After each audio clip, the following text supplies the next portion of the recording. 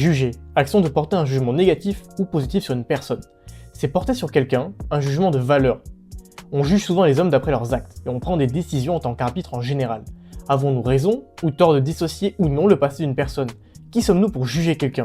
Et doit-on être parfait pour se le permettre? Salut, bonne année à tout le monde, c'est Coron, ton sophiste préféré, et bienvenue encore dans un nouvel épisode du Push to Talk. Mais qu'est-ce que c'est que le Push to Talk? Le Push to Talk, c'est l'endroit où on va démonter, reconstruire, dissocier, analyser des sujets de société, personnels, ou juste de valeur. Alors si t'es prêt, c'est parti.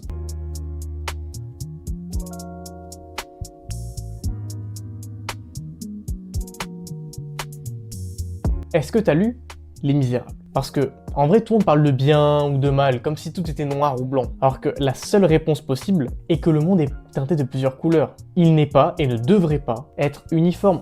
On n'est pas bon ou juste mauvais, surtout sur un seul acte. Et puis, on a toujours le droit de se reconstruire, à moindre mesure. Genre, tu me dis que tu tabasses des grands-mères tous les soirs parce que t'es la justice, là oui, tu vas te faire foutre. Mais dans Les Misérables, regarde Jean Valjean. Le mec vole un pain.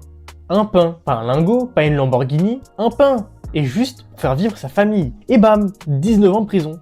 On en fait un criminel alors qu'en vrai, c'était juste un gars affamé qui a dû endosser des responsabilités de père de famille modeste dans un monde dur. Voleur un jour, voleur toujours. Bon, si c'est ça la phrase, c'est que c'est la vérité absolue. Je serai en prison pour avoir volé toutes les cartes Pokémon de mes potes. Je suis désolé, respect à vous les gars. Vous avez des cartes rares que j'avais pas. Bon, on va se reconcentrer. En face, tu as le personnage de Javert. Le mec n'est pas méchant. Il est juste programmé. Pour lui, la loi c'est la vérité absolue. Si t'as fauté une fois, t'es fini. Il croit plus en la paperasse qu'en l'humanité, le gars. C'est un peu comme ces gens qui appliquent les règles juste parce que c'est écrit. Même si ça détruit quelqu'un.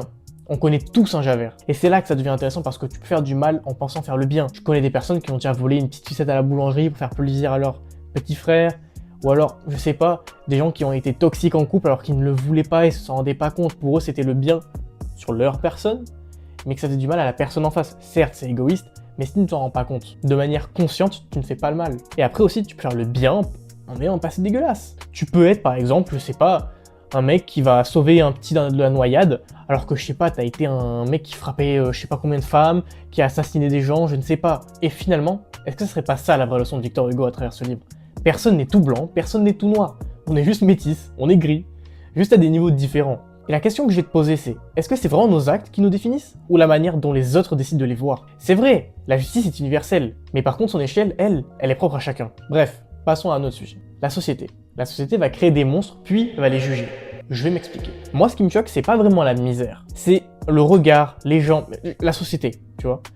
C'est le regard qu'elle a sur ces personnes qui en souffrent. Genre, on va te casser une jambe et puis on va te moquer, te juger parce que tu boites. Et puis en plus, en France, on est les champions pour faire ça. Tu vois, il y a certaines mères en HLM qui ont des trains de vie déplorables. La meuf, elle bosse, elle se débrouille, elle a une situation critique, une vie de famille compliquée, un rôle de femme compliqué à endosser dans cette société. Bref, elle essaie juste de survivre. Et le seul truc qui la condamne, c'est qu'elle est célibataire. Donc elle va trouver plus difficilement un travail. Et en plus, elle vit en HLM, donc le type de personne qui vit là-bas, ce n'est pas forcément le bon françouillard de droite. Avec tout ce que je viens de dire, elle trouvera plus difficilement un travail. Et en plus, elle perd sa dignité. Donc elle perd tout en fait. Et si elle commence à sombrer dans des métiers plus obscurs pour nourrir sa famille, par tous les moyens, j'entends par exemple la vente de son corps, malheureusement, ça existe. Je ne pense pas que tu puisses faire ce métier par passion. C'est mon avis, il peut être réprochable, pas irréprochable. Mais bon, je pense que c'est un système où tu tombes dedans, c'est compliqué de se relever, ou tu tombes dedans par choix, mais imposé. Pour revenir sur l'exemple de la dame, elle vend son corps à des hommes misérables, et au lieu de pousser la réflexion sur pourquoi elle a fait ça, tout le monde va la juger pour ce qu'elle est. Juste 3 petits points. Oui, la société adore faire la morale aux gens qu'elle a elle-même détruits. Et c'est ça la vérité violente dont je parlerai dans mon livre. La pauvreté ne crée pas systématiquement des gens mauvais. C'est la façon dont on traite les pauvres qui crée la colère, la haine, la violence. Parfois, car oui, un peu de nuance, tout ne peut pas être justifié. Les gens vont te dire, il a fait de mauvais choix. Mais comment faire de bons choix si t'as vraiment zéro option quand la vie t'a mis un 360 noscope? Le truc, c'est qu'on est trop rapide à dire, regarde ce qu'il est devenu ou regarde ce qu'il a fait. Et je te jure, ce thème-là, il a pas vieilli. On le vit tous les jours.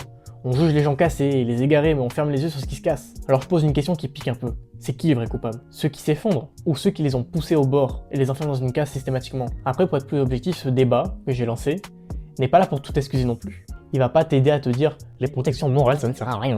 Il sert à poser une limite parce que juger sans prendre en compte le contexte souvent ou ne pas le connaître, c'est pas juger, c'est complètement débile. Parce que oui, au bout d'un moment, trop bon, trop con. Tu peux pas accueillir toute la misère du monde, ou alors le syndrome du sauveur. Il y a des choses contre lesquelles tu es en droit de juger si c'est bon ou mauvais de se lier tant que ton avis vient de toi et qu'il n'est pas influencé par la masse. Parce que oui, l'exclusion, la pauvreté, la solitude, la dépendance, le passé, les émotions, c'est pas dans le fond des mauvais choix, c'est des situations qui vont réduire les options. C'est des situations, des choses négatives qui vont contraindre une personne à agir d'une certaine façon, contre sa volonté. Bon, après, des fois, il faut pas chercher midi à 14h. Le gars est fou, stop, tu tailles. Là, tu l'as jugé, t'as le contexte, c'est un fou. Tu le laisses tranquille, tu t'approches pas de lui, t'as le droit, c'est ton choix. Mais juste, ne laissez pas les rumeurs casser les codes, et faites-vous vos propres avis si la chance est devant vous. Moi, par exemple, un de mes meilleurs potes, tout le monde ne le critiquait pas au point de l'insulter, mais tout le monde avait une sorte d'avis sur lui. Tout le monde le traitait de PNJ, de mec indifférent, de nonchalant, etc., ou de mec trop timide. Je lui disais bonjour, comme tout le monde, je lui donnais le même respect, on n'était pas potes, j'avais pas à lui faire plus de cause que ça, on était camarades de classe, pas plus. Mais finalement, un jour on s'est mis à côté, on a bavardé, je l'ai plus lâché ce mec, c'est mon amour, je l'aime. Je sais pas, on a eu ce coup de foudre amical. C'est devenu un trop bon gars pour moi. Faut pas se laisser berner par les on-dit. Faut pas laisser les gens décider pour toi comment tu dois réfléchir sur une personne, comment tu dois penser, lui parler, lui montrer le respect qu'elle doit avoir. Non, c'est à toi de faire ces choix-là. Et même, tu peux refuser d'écouter, accepter et te faire ton propre avis. Ou encore, il y a un contexte, tu vois, sur la personne, elle a déjà été méchante avec une autre personne que tu connais. Mais au bout d'un moment, tu fais tes propres choix, tu vois. Je peux comprendre le brocode, les gars. Par exemple, imaginons, on blesse ton meilleur ami, t'as pas forcément envie de parler à la personne. Mais tu peux parler à ton meilleur ami en disant, bah écoute, on est camarades de classe, ça te dérange si j'ai une certaine relation avec lui. Puis voilà, les gars, on est vieux, je sais pas si les gens ont mon âge, j'ai à peu près 20 ans, enfin j'ai 20 ans. Mais au bout d'un moment, faites-vous vos propres choix, tant qu'il y a un respect derrière quand même. Voilà, je vous dis pas de devenir meilleur pote avec l'ennemi de votre meilleur ami, mais vous pouvez lui montrer un respect quand même, les gars, parler avec lui. Et puis même s'il faut, vous en apprendrez plus sur lui, sur comment il a agi, pourquoi il a agi comme ça. Je sais pas, ça marche aussi en amour. C'est pas parce qu'une personne a été toxique en couple qu'elle le sera tout le temps. On peut évoluer, l'évolution est un droit. Je dis ça, je sais pas, dire trompeur une fois, trompeur toutefois. Oui, je suis d'accord avec vous, il y aura des détracteurs qui vont dire oui, mais s'il y a des rumeurs et qu'elles sont sérieuses et affirmées, il vaut mieux s'éloigner de ce genre de personnes-là. Je vais pas te dire de te mettre en couple avec une fille qui s'amuse à faire des accusations de V pour tout et pour rien pour faire de la merde. Je sais pas pourquoi on fait ça déjà. Je sais pas pourquoi elles font ça. Après, c'est une minorité, mais je sais pas pourquoi juste. Bref, le jugement, il est nécessaire. Pourquoi ? Car s'il est bien construit, il aide à rendre compte ou à se protéger de certaines choses qu'on ne veut pas ou on ne veut plus. Mais quand il devient automatique, qu'il ne laisse aucune place à l'évolution, il ne corrige plus, il fige les gens dans leurs erreurs. Et la vraie question, ce n'est pas seulement qu'est-ce que cette personne a fait, mais aussi qu'est-ce qui l'a amené là aussi. Parce qu'une société qui se contente de punir, sans s'attaquer aux causes profondes, c'est une société qui reproduit les mêmes problèmes encore et encore.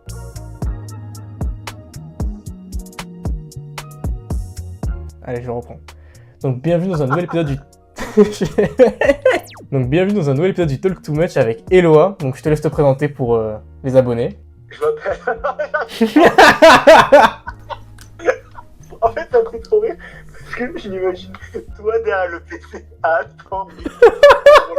Salut, je m'appelle Eloa, je suis le pote de Coron. Il a déjà parlé de moi dans une de ses vidéos et là je vais pouvoir répondre à ses questions du coup. Très bien. Donc comme tu le sais, la vidéo ça va être est-ce qu'on peut dissocier le passé d'une personne.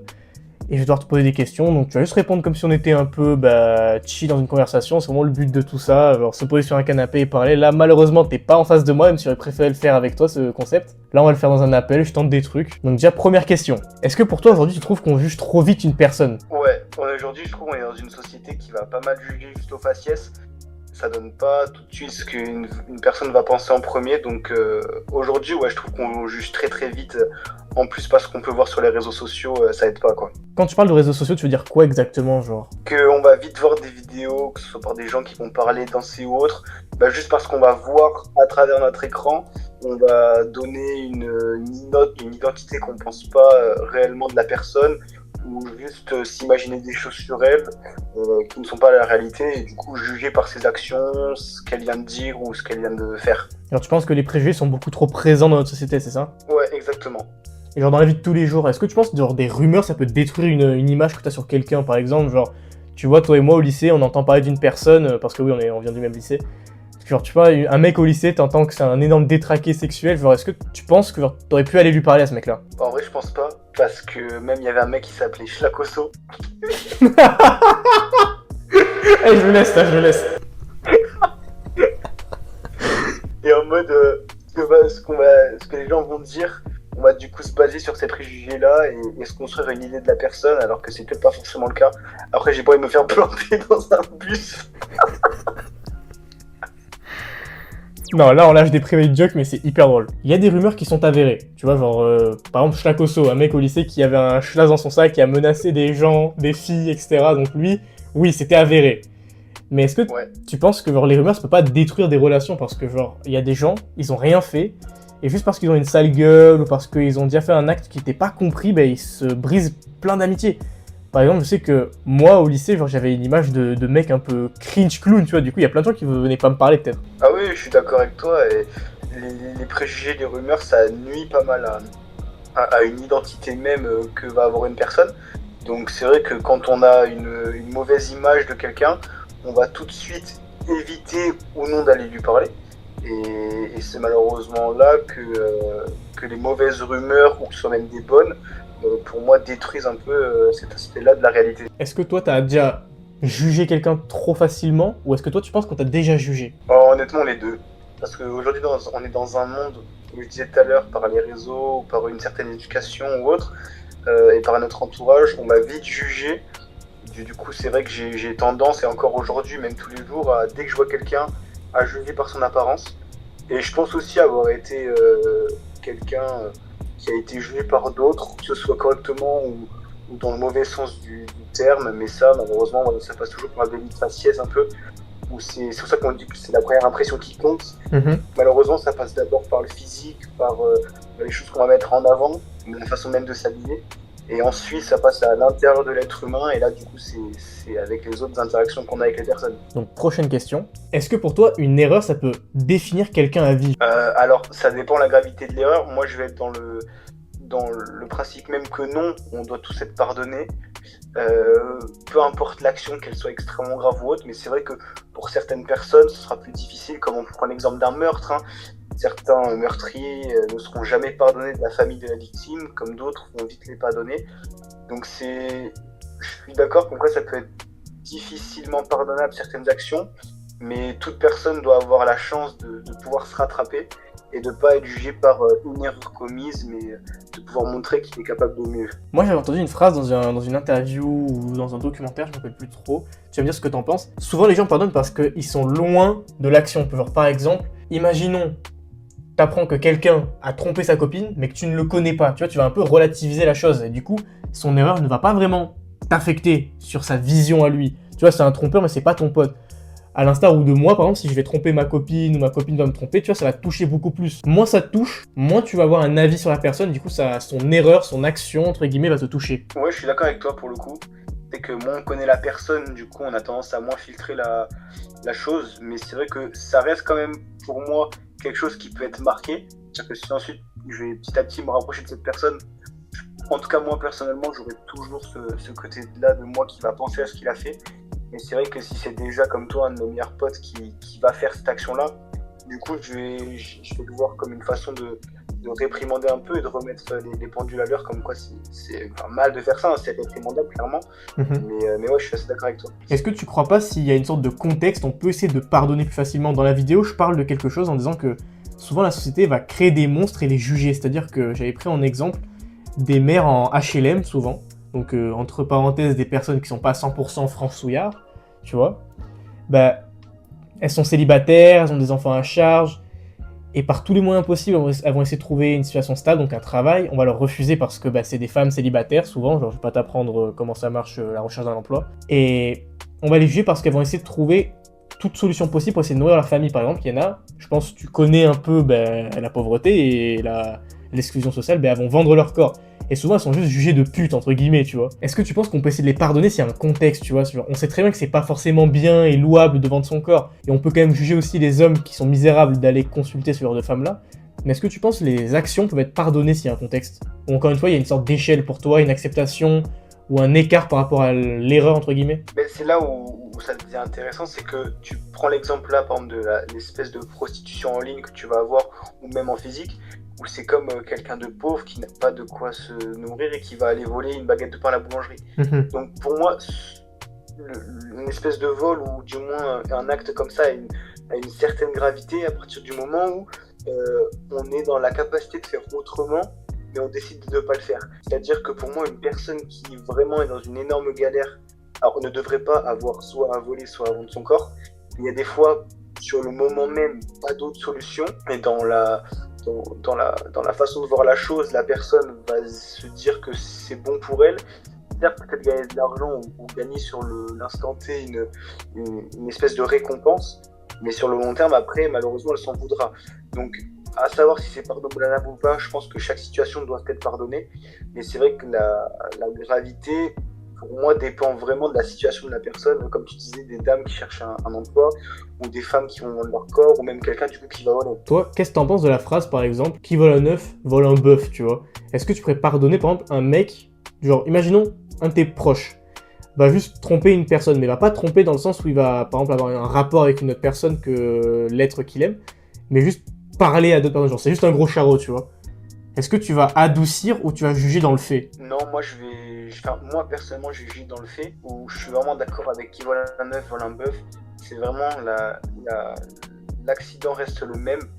C'est-à-dire qu'il n'y a pas l'acte derrière, parce que du coup, on part du principe que tromper, c'est forcément avoir un rapport sexuel avec, mais c'est-à-dire qu'il va commettre l'erreur d'aller s'approcher d'une autre femme. Ça reste, pour moi, quelque chose qui est répréhensible, à la même valeur.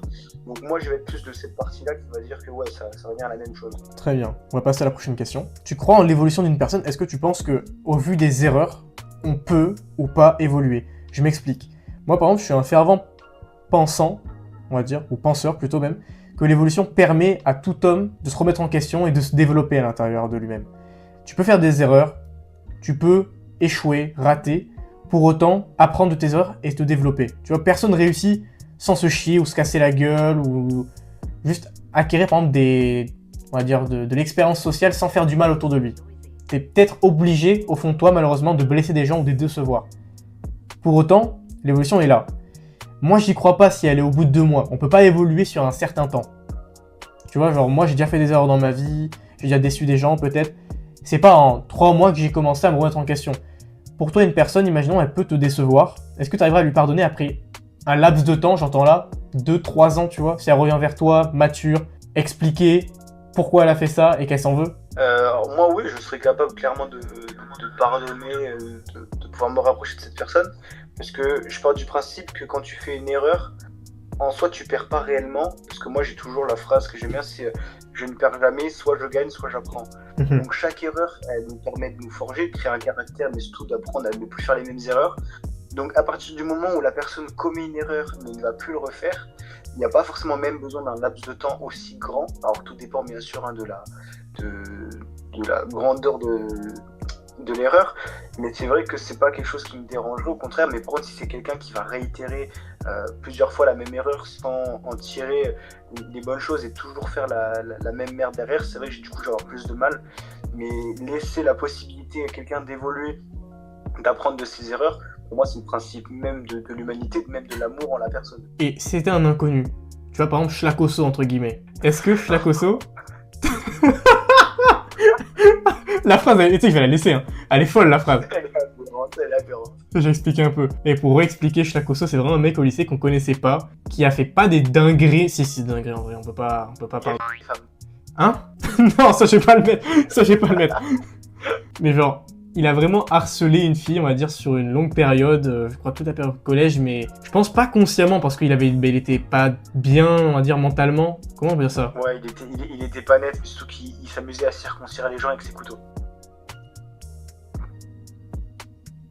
Pour expliquer un peu dans la vidéo qui sont perdus avec Schlakoso, c'est un mec, on va donner un surnom parce qu'on va pas donner son blaze, mais c'était vraiment son surnom.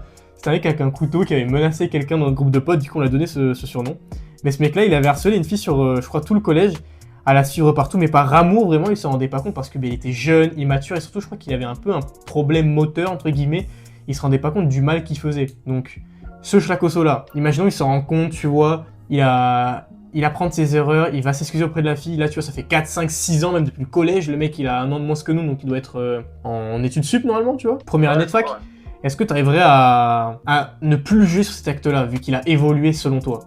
Ouais, moi, je partirais du principe que c'est un nouvel homme, et qu'il faut savoir pardonner. parce qu'on est les premiers quand on fait des erreurs à vouloir être pardonné par les gens, donc je vois pas pourquoi on pourrait pas faire pareil envers les autres.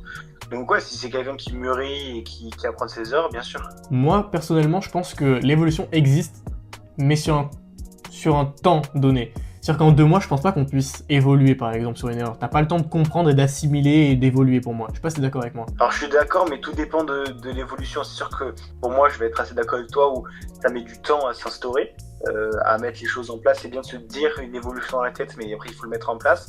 Et après, ça passe par des petites étapes, une étape par jour. Sur 2 mois, ça revient peut-être à 62 étapes faites. C'est déjà assez important et on peut commencer à avoir une amélioration. Mais c'est sûr que pour être quelqu'un de complet, réfléchi, qui s'est amélioré, bien sûr, c'est pas sur 2-3 mois, c'est sur voire même plusieurs années. Très bien, c'est la fin de cette interview. En tout cas, merci beaucoup Eloa. Franchement, c'était super. Moi, j'ai kiffé t'interviewer. T'as dit des belles choses, de bonnes choses et des choses intéressantes. J'espère que derrière l'écran, ils ont kiffé. Et puis, vous et moi, on va se retrouver pour l'outro de la vidéo. Donc, je vous laisse et Eloa peut vous dire au revoir. Eh ben, merci beaucoup en tout cas de m'avoir interviewé. Et j'espère aussi qu'ils ont bien kiffé la vidéo. En tout cas, c'était un vrai plaisir, Noah. Merci beaucoup. Vas-y, à toutes les gars. C'est la fin de ce Push to Talk. Merci encore. Une très bonne année encore une fois. On est à 63 abonnés de ce que j'ai vu, c'est vraiment très bien. Je pensais pas prendre un petit plus d'abonnés comme ça, mais bon, bah, on prend. Hein. C'est qu'une étape à franchir, encore une fois, vers les 100 abonnés qu'on vise cette année. Je vais faire une vidéo en février, le 1er février, qui sera sur mes résolutions. Vous allez voir, ça va être incroyable. Mais bon, encore une fois, je sais pas si ce format d'interview vous plaît. Voilà. Mais n'hésitez pas à me dire, ou de toute façon, je vais voir au vu que si le format long peut être intéressant, je vais essayer. Le format est encore associable, l'interview est associable au Push to Talk, mais peut-être que je vais le dissocier bientôt. Pour l'instant, je le laisse, on va voir, parce que la dernière vidéo a très bien marché. C'est mon record de vue, tout simplement. Merci à vous. N'hésitez pas à partager, laisser un commentaire et liker. Et à vous abonner. Attention, abonnez-vous. Mais peut-être que je vais essayer de faire une vidéo à part. Laisser l'interview à part, vraiment sans cut, ou laisser des moments, parce que là, faisait 50 minutes la vidéo au bout d'un moment. 30 minutes, c'est déjà énorme à monter, ça prend du temps. Mais peut-être que je vais faire un Push to Talk, l'interview et une vidéo dev perso. Et peut-être que je sortirai une vidéo aussi bientôt sur qui je suis, parce qu'il y a plein de personnes qui sont abonnées du coup, et qui comprennent peut-être pas les formats, je vais tout bien réexpliquer en vidéo, ce sera une vidéo bonus, mais ça permet de me présenter sur la chaîne. En tout cas, merci encore, et plein de bonnes choses à venir pour moi, comme pour vous j'espère. Fin de vidéo.